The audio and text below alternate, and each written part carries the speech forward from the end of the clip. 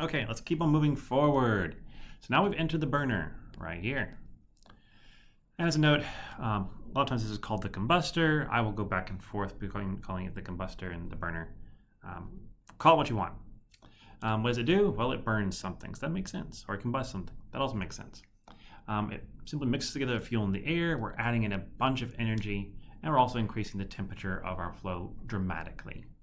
Now, if this was an absolutely ideal burner, this would happen very, very slowly. One, that would reduce friction along the walls. So we had a Mach number that was around 0.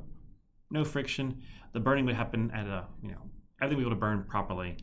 And that'd be great. Because if we had that, our total pressure could be conserved because we'd be isentropic. Sadly, we can't actually operate at that low speed. Like, we can't go down to Mach 0. We have to have some finite velocity going through my burner.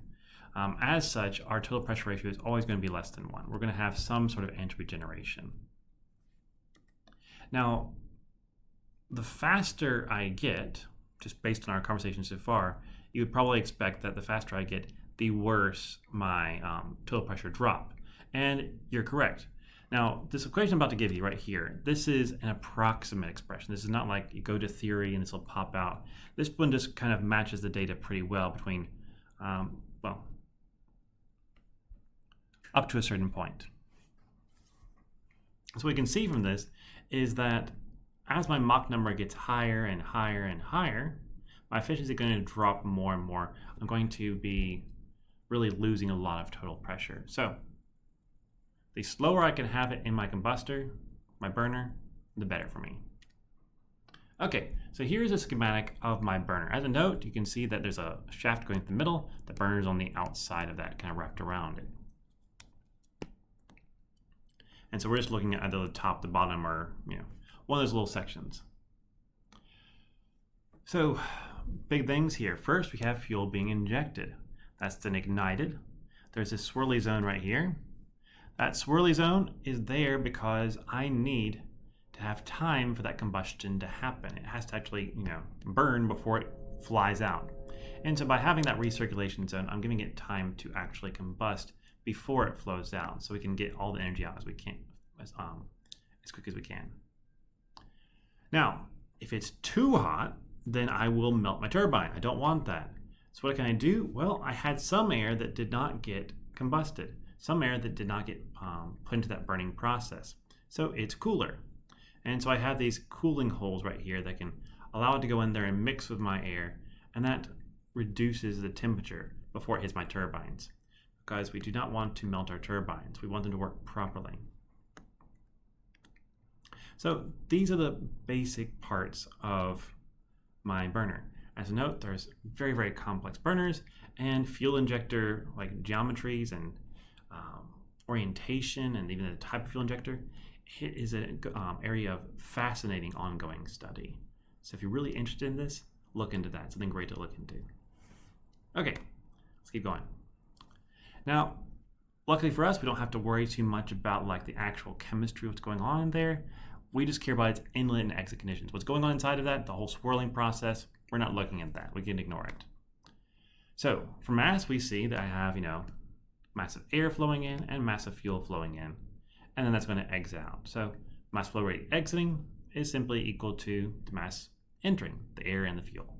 Not too bad. And I can also put that in terms of my fuel to air ratio if I want to. If you remember what my fuel to air ratio is, it's simply the ratio of my mass flow rate of fuel over my mass flow rate of air. It'll always be less than 1, at least in most cases. I'm sure there's some strange rocket out there that is going to prove me wrong. Okay, now what about conservation of energy? Well, let's look at this again. So I have energy flowing in from the air. I have energy flowing in from the fuel being burned, and then that's going to be equal to the energy flowing out.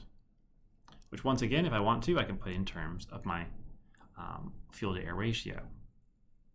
So with that, I have a pretty decent equation, and I can rearrange it a little bit if I want to. Because if I didn't know my fuel to air ratio, I can actually calculate it. Calculate it based on the difference in enthalpy, my energy released from the fuel being burned. Oh, went too far.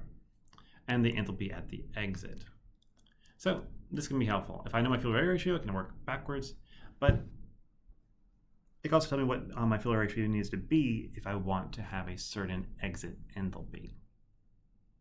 Okay, now let's really zoom in on this particular value right here. Because if you look at that equation, what you realize is that that QR, that's the energy content per unit mass, well, that's going to greatly affect our fuel mass flow rate. The higher it is, the less fuel we need. So for hydrocarbon fuels, it's around 42,000 kilojoules per kilogram. For hydrogen, however, it's 127,000. That's 3 times as much. And so we'd have to have 3 times less the mass flow rate. My question for you is, why don't we use hydrogen in commercial aircraft? Answer, volume. Volume is the big reason we don't use it in commercial aircraft. Hydrogen is just really hard to compress. It does not like it. So you have to go to liquid hydrogen, which is then you're like, okay, now I'm having to deal with cryogenics. And that's just not practical for commercial aircraft. I don't want to do that on my Boeing 747. It's got enough problems as it is. But we do use hydrogen for rocket propulsion. And the reason for that is because when I'm starting to expand it from that cryogenic temperature, I can actually keep my liquid, my propellant cool just by the expansion of the fuel and of the oxidizer. So it's going to automatically start cooling it as it goes. And that will also, I can be used in just cooling the rocket nozzle itself. So there's lots of things I can use that fuel for, and so keeping it cryogenic is not really as much of a problem for a rocket. As like a really fun note, you can actually cool your computer using propane. So in this case, this is something made by a group called Hacksmith. It's really fun. And what they did was they took a propane tank. They started expanding the fuel through a line that was going through the computer. And so as it's doing that, it is absorbing energy from heat from the computer. And then they burned it on the top. Now you're like, well, didn't that melt the top? It did actually melt the top of the computer. But in the end, the rest of the hardware on the inside was actually getting to really, really cold temperatures. And if they had moved this, burner a little ways away, it would have been able to, continue to run indefinitely while using the propane to cool it. So it's a really cool aspect. You can actually expand propane and use it as a refrigerant. As a note, you can use propane as a refrigerant regardless, even if you don't burn it, but that's going back to like refrigeration cycles and stuff. Cool. I think this is it for this. Let's see. Yep, we're going into an example after this one. So thanks for watching. I'll see you all next time. Have a good one. Bye-bye.